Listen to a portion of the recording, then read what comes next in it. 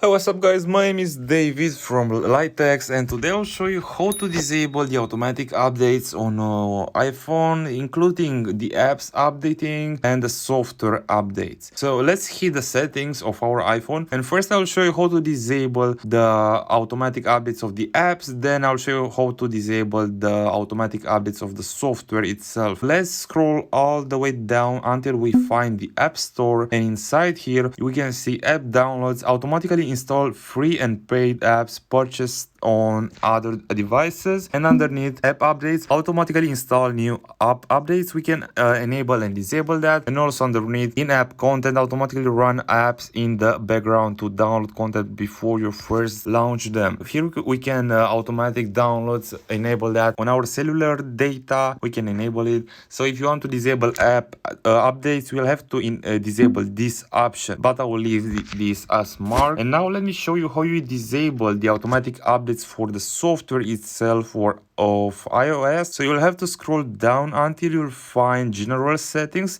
Found it, I will put an arrow on the screen, I will press on that. Here you will find on the top side of the screen software update. I will press on that, and here you'll see a setting which is called automatic updates, and from here we can disable download iOS updates and also security responses and system files. Yeah, not really sure about that, but if you'll disable the first one, you'll disable the automatic updates for the iOS software of the iPhone. And if you want to disable automatic updates, you will have to go just to App Store. So I really hope I helped you with this tutorial how to disable automatic updates on an iPhone. Don't forget to thumbs up the like button and leave a comment if you have any questions or with your thoughts. Have a great day.